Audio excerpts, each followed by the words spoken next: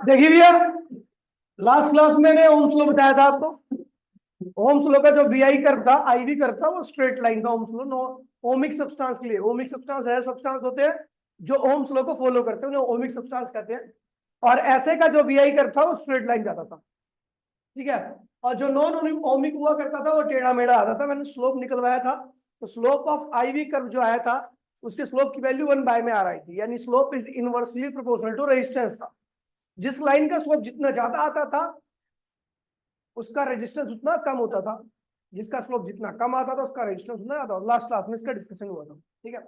अभी हम उन एरिया निकाल रहे हैं, एरिया वी आई कर्व का एरिया। हम जानते हैं आई इज डायरेक्टली इक्वल टू क्या होता है, वी होता है, जब रेजिस्टेंस क्या होता है, कांस्टेंट होता है ओम्स लॉ में। ग्राफ बना दिया ऐसा सीधा गया, तो ये ट्राइंगल बन गया, ठीक है। ट्राइंगल का परपेंडिकुलर किसके पैरेलल है, करंट। अब बेस किसके पैरेलल है, पोटेंशियल। एरिया ऑफ वीआई क्या होगा, यहाँ पे ट्राइंगल बन रहा है, ट्राइंगल का एरिया क्या होता है, हाफ बेस इनटू में। देखिए यहाँ पर जो एरिया ऑफ वीआई कर्व होगा वो एरिया ऑफ ट्राइंगल के बराबर आएगा।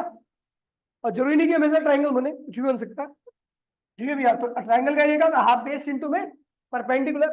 तो बेस क्या है भैया, पोटेंशियल, और परपेंडिकुलर क्या है भैया, करंट। तो पोटेंशियल इनटू में करंट आ गया। पोटेंशियल इनटू में करंट होता है आपका पावर, क्या होता है, और पावर का आधा भी क्या होता है, power. Area of V I curve क्या देता है, हमें पावर देता है, ठीक है। वी आई कर्व का एरिया हमें क्या देता है, पावर। यहाँ पर एक क्वेश्चन दिया गया, ये है ए, ये है बी, दो सर्किट है ए और बी। सर्किट ए को ड्राइव करने के लिए 4 एम्पियर करंट लाने के लिए हमें कितना पोटेंशियल अप्लाई करना पड़ता है, 4 वोल्ट। सर्किट बी को ड्राइव करने के लिए 4 एम्पियर करंट लाने के लिए हमें कितना पोटेंशियल अप्लाई करना पड़ रहा है। किस सर्किट में ज्यादा पावर कंज्यूम हो रही है, किस सर्किट में ड्राइव करने में ज्यादा पावर लगेगी। तो भैया आपको पता है एरिया, अगर मैं एरिया ऑफ ए निकाल दूं तो किसके बराबर होगा, पावर ऑफ ए के बराबर होगा। एरिया ऑफ ए क्या होगा, हाफ बेस क्या है 4, हाइट क्या है 4, तो क्या आ गया 8 वाट आ रहा है। एरिया ऑफ बी जो होगा वो किसके बराबर होगा, पावर ऑफ बी के बराबर होगा। तो वो क्या होगा, हाफ बेस इंटू में हाइट। बेस क्या है 8 और हाइट क्या है 16 वाट आ रहा है। अब किसको ड्राइव करने के लिए ज्यादा पावर लग रही है, तो बी सर्किट को ड्राइव करने के लिए ज्यादा पावर लग रही है, ठीक है भैया। फिर आता है भैया deduction of Ohm's law. Ohm's law को हमें ड्राइव करना है, ठीक है। अब ड्राइव कैसे करेंगे, तो भैया ध्यान दीजिए, मैंने आपको बताया था एक कंडक्टर है और क्रॉस सेक्शनल एरिया सर्कुलर है इसका, और आपने बैटरी लगा दी, तो करंट इस तरीके से जाएगा, इलेक्ट्रॉन इधर ड्रिफ्ट करके आएंगे, अंदर इलेक्ट्रिक फील्ड इस तरीके से सेटअप हो जाएगी, याद है। अच्छा, आपको पता है ड्रिफ्ट वेलोसिटी क्या होता है, लिखवाया था मैंने, कैपिटल ई स्मॉल ई टाउ अपॉन में, है ना। और आपको यह भी बताया था कि ए और बी पॉइंट के बीच का जो पोटेंशियल होगा वो इस बैटरी की वजह से होगा। तो ए और बी के बीच का जो पोटेंशियल डिफरेंस है वो इस बैटरी के पोटेंशियल के बराबर होगा, क्योंकि ये जो पोटेंशियल डिफरेंस है वो इस बैटरी की वजह से है। ए और बी पॉइंट के बीच में जो पोटेंशियल डिफरेंस है वो इस बैटरी की वजह से है, यानी ए और बी के बीच का जो पोटेंशियल डिफरेंस होगा वो इस बैटरी के पोटेंशियल के बराबर होगा, ठीक है। अच्छा, पोटेंशियल डिफरेंस दो पॉइंट के बीच का फॉर्मूला क्या होता है, इलेक्ट्रिक फील्ड इनटू उनके बीच का डिस्टेंस, याद है नहीं याद है। दो पॉइंट के बीच में अगर आपको पोटेंशियल डिफरेंस निकालना है तो उनके बीच की इलेक्ट्रिक फील्ड और उन दोनों पॉइंट्स के बीच की दूरी, तो इन दोनों पॉइंट्स के बीच का आपको पोटेंशियल डिफरेंस निकालना है, तो दूरी कितनी है, एल है, इलेक्ट्रिक फील्ड कितनी है, तो पोटेंशियल डिफरेंस आपका क्या होगा, ए और बी के बीच का पोटेंशियल डिफरेंस बैटरी के बराबर, और बैटरी का पोटेंशियल क्या होगा, ई इंटू में एल के बराबर हो जाएगा। तो ई की वैल्यू क्या होगी, वी अपॉन में, याद है। चलिए, फिर मैंने कहा था ओम्स लॉ क्या कहता है भैया, I is directly equal to V, मतलब अपने को प्रूफ ये करना है, अपने को प्रूफ ये करना है। चलो देखते हैं भैया।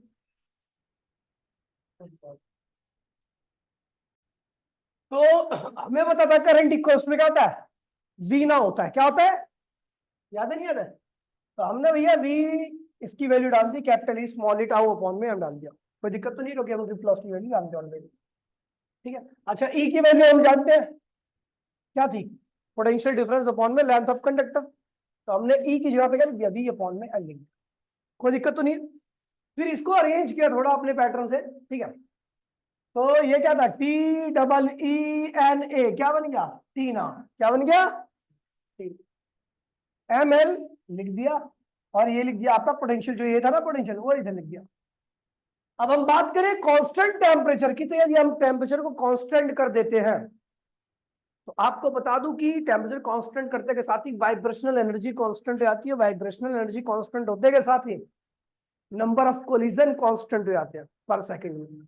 और कोलिजन अगर कांस्टेंट हो रहे पर सेकंड में तो उनके इसका मतलब रिलैक्सेशन टाइम भी क्या हो गया, रिलैक्सेशन टाइम में क्या होता है, जिस टाइम में कोलिजन नहीं हो रहा। अगर टेम्परेचर कांस्टेंट है तो नंबर ऑफ कोलिजन कांस्टेंट है, तो उनके बीच का जो टाइम रहेगा दो कोलिजन के बीच का वो फिक्स हो जाएगा, यानी रिलैक्सेशन टाइम भी क्या हो गया, फिक्स हो गया। तो जैसे हमने टेम्परेचर कांस्टेंट कर दिया ये टर्म कांस्टेंट होगी, बाकी और सारी टर्म तो ऑलरेडी हमारी कांस्टेंट ही है, ठीक है। तो पूरी टर्म क्या होगी, कांस्टेंट, क्या लिख दिया इसकी यहाँ पे। और जैसे ही आप कांस्टेंट को हटाते हैं तो आपका आई जो होता है पोटेंशियल के डायरेक्टली होता है, that is the Ohm's law. यही कहता ना, टेम्परेचर कांस्टेंट करके आप देखोगे करंट क्या होगा, पोटेंशियल का डायरेक्टली आ रहा है, वो हमारा आ रहा है, that is the Ohm's law. और ये ओम्स लॉ का डिडक्शन हो गया अपना। लेकिन हम जानते हैं भैया ओम्स लॉ हम क्या पढ़ रखा है, I equals to we upon में आर भी तो पढ़ रखा हमने, अभी लास्ट क्लास में पढ़ाया था। पोटेंशियल क्या होता है, करंट क्या होता है, वी अपॉन में आर के रेशियो के बराबर आता है। अगर मैं इन दोनों इक्वेशन को कंपेयर करूं, एक इक्वेशन ये है और एक इक्वेशन ये है, तो आई की जगह पर आई है बोलो हाँ, वी की जगह पर वी है बोलो हाँ, लेकिन इस 1 बाय में आर की जगह पर पूरा ये है। तो कंपेयर करने पे हमें पता लग गया भैया कि 1 बाय में आर क्या हो रहा है, ये आ रहा है, ठीक है। इसको उल्टा कर दीजिए तो क्या हुआ, रेजिस्टेंस की वैल्यू आ गई। और आपको इसको याद करने का सबसे बढ़िया तरीका है कि टीना के सर पे मल क्या हो गया, रेजिस्टेंस। टीना के पेट में मल क्या हो गया, रेजिस्टेंस। इसका उल्टा जो होता है उसे कंडक्टेंस कहते हैं, और वो टीना के नीचे मल, ठीक है। यार कंडक्टेंस के बारे में डिटेल में पढ़ेंगे बाद में, ठीक है। अभी टीना के सर पे मल ध्यान रखना, रेजिस्टेंस होता है, ठीक है। अब पूरी जिंदगी याद रहेगा, ठीक है तुझे, रेजिस्टेंस क्या होता है, टीना के सर पे मल। सर मतलब ऊपर है, न्यूमरेटर में। चलो अगर तेरी पंचायत खत्म होगी, तुम दोनों की घुसंडी मारो, एक घुसंडी दोनों खत्म, साफ।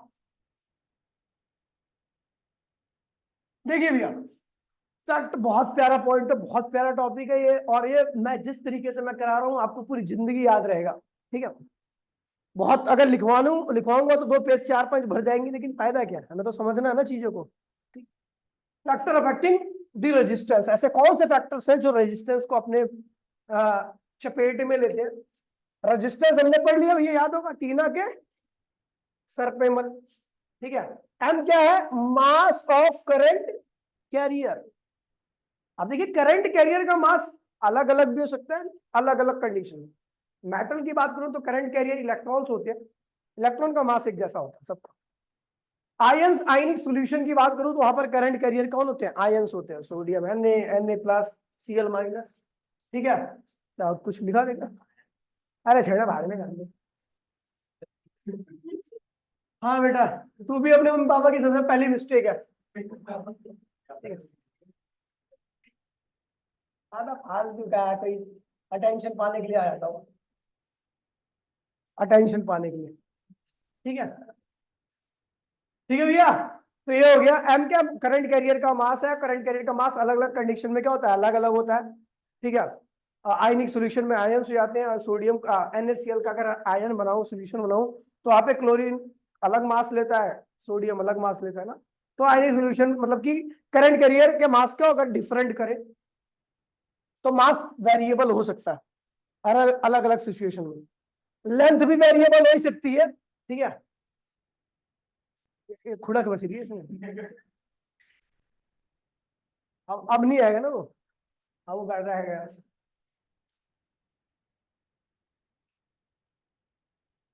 अब देखिए मेरा मास भी मैंने वेरिएबल ले लिया, आपको पता है अलग अलग कंडक्टर की लेंथ भी क्या होती है, वेरिएबल होती है। रिलैक्सेशन टाइम भी वेरी कर सकता है टेम्परेचर बदलने के साथ। इलेक्ट्रॉन पे चार्ज ऑलमोस्ट मैंने कांस्टेंट है, इसमें ज्यादा बात मैंने नहीं की है। एम क्या है, number of free electron per unit volume. Metal के अंदर हमेशा फिक्स रहता है, एक होता है सेमी कंडक्टर, उसके अंदर इसकी वैल्यू क्या होती है, बदल जाती है। सेमी कंडक्टर ऐसे कंडक्टर होते हैं जिनकी कंडक्टिविटी इंसुलेटर और मेटल के बीच में लाई करती है। ये आयनिक बॉन्ड से नहीं बने होते, ये मेटालिक बॉन्ड से नहीं बने होते।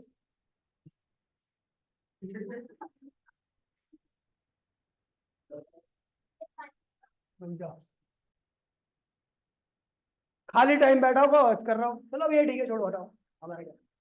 तो भैया हमने हमने देखा मास हमने वेरिएबल कर दिया, कैसे वेरिएबल हो सकता है आपको पता है भैया, अलग अलग सोल्यूशन में मास क्या होता है, अलग अलग होता है। मेटल मेटल में मास इलेक्ट्रॉन का होता है, और सेमीकंडक्टर में इलेक्ट्रॉन और होल्स का मास होता है, होल्स अभी पता लगेगा आपको क्या। और आयनिक सॉल्यूशन में आयंस का मास होता है, अलग अलग मास होता है। आप कंडक्टर की लेंथ को घटा बढ़ा सकते हो अपने हिसाब से।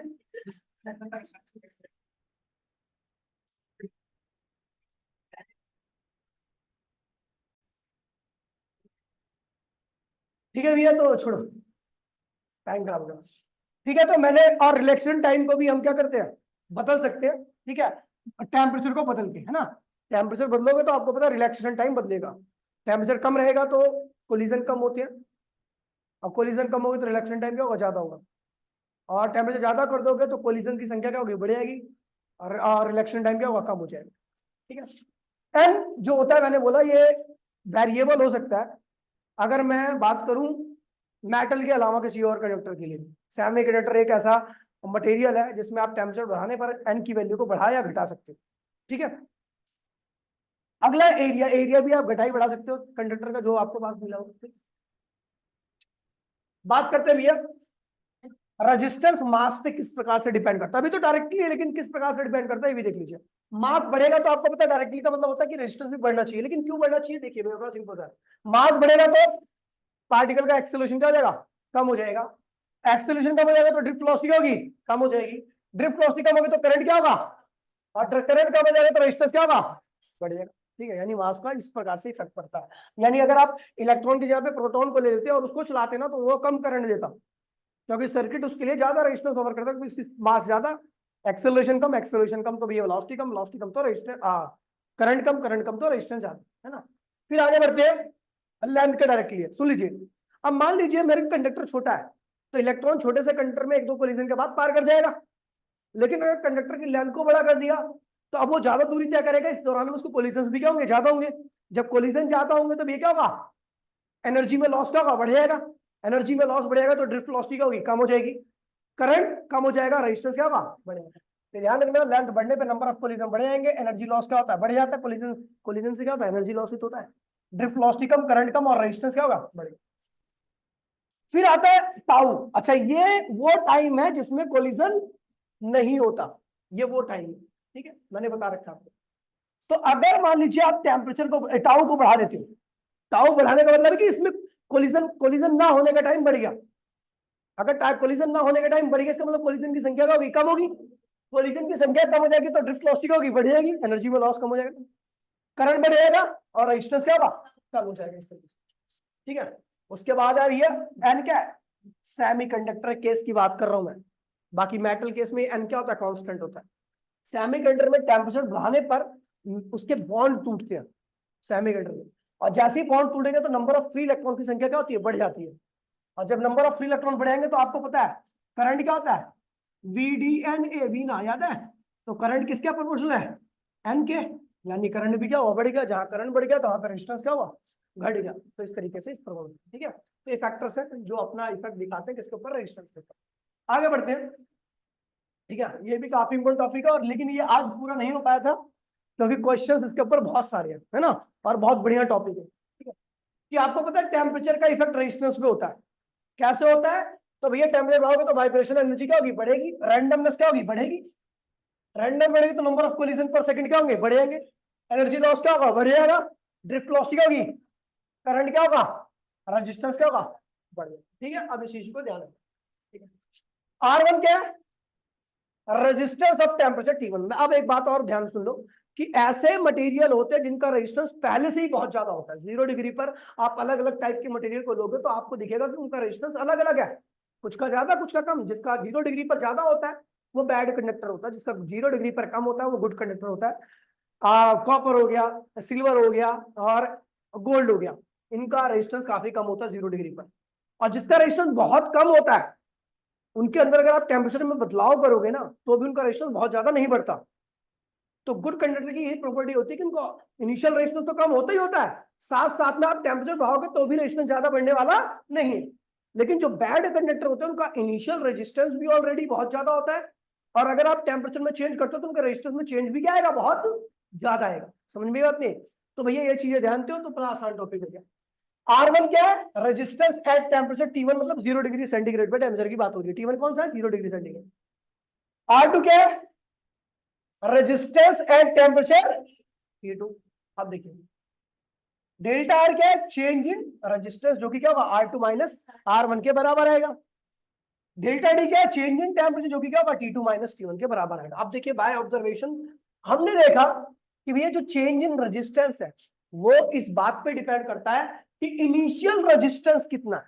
मैंने आपको बोला जिसका इनिशियल रेजिस्टेंस कम होगा उसके अंदर बदलाव भी क्या आएगा, कम आएगा, कम रेजिस्टेंस चेंज होगा। लेकिन जिसका इनिशियल रेजिस्टेंस ऑलरेडी ज्यादा है तो उसके रेजिस्टेंस में भी चेंज क्या आएगा, बहुत ज्यादा आएगा। ठीक है, इसलिए डायरेक्टली। अच्छा, टेम्परेचर अगर आप ज्यादा चेंज करते हो तो जाहिर सी बात है रेजिस्टेंस में भी चेंज ज्यादा ही मिलेगा। कम चेंज करोगे, अब तो एक बार 10 डिग्री चेंज कर दो, एक बार 100 डिग्री चेंज कर दो, तो रेजिस्टेंस में चेंज ज्यादा कहाँ पे होगा, जब 100 डिग्री करोगे ना। ठीक, इनको कंबाइन किया, इनको कंबाइन किया, कंबाइन करने पर ये क्या हुआ, delta R is direct equal to R1 delta D. ठीक है, यहां पर इसको प्रोपोर्शनलिटी साइन डालने के लिए एनसीईआरटी में अल्फा का यूज कर रखा है, लेकिन अल्फा मेरा अल्फा और प्रोपोर्शनलिटी एक जैसे दिखते हैं, इसलिए मैंने दूसरे कांस्टेंट का यूज किया है, के। अच्छा, के क्या है, कोएफिशिएंट ऑफ थर्मल रेजिस्टेंस क्या है। और आपको बता दूं अलग अलग मटेरियल, इसके बारे में बहुत डिटेल में बात करेंगे अगली क्लास में, मतलब कल की क्लास में। ये अलग अलग मटेरियल के लिए क्या होता है, अलग अलग होता है। मेटल के लिए इसकी वैल्यू क्या होती है, पॉजिटिव, जिसके लिए पॉजिटिव होगा इसका मतलब टेम्परेचर बढ़ाओगे तो उसका रेजिस्टेंस क्या होगा, बढ़ेगा। जिसका रेजिस्टेंस टेम्परेचर बढ़ाने पर बढ़ता है उसके लिए के की वैल्यू क्या होगी, पॉजिटिव। जिसका रेजिस्टेंस टेम्परेचर घटाने पर घटता है, किसका घटता है, सेमीकंडक्टर। अभी बताऊंगा क्यों घटता है। ठीक है, तो जिसका रेजिस्टेंस टेम्परेचर बढ़ाने पर घटता है उसके लिए ये के की वैल्यू क्या होती है, नेगेटिव होती है। और जिसका रेजिस्टेंस कुछ फर्क ही नहीं पड़ता टेम्परेचर बढ़ाने पर, एलॉय, एलॉय हो गया। ठीक है, तो उसके लिए के की वैल्यू क्या होती है, 0 होती है। ठीक है, इस चीज को ध्यान रखना। तो ये था आज की क्लास का सारा वृत्तांत। ठीक है, तो इसको फटाफट नोट कर लेना, रिकॉर्डिंग देख लेना, अगर दोबारा देखनी हो तो मिलता है अगली क्लास में। Tata bye. और भाई ये कोई भी होगा ना अगर आपकी जानकारी का होगा तो उससे कह देना क्लास में हरकतें ना करे, अगर उसने करना ही है तो सामने से आके बात कर ले। ठीक है भाई, ऐसा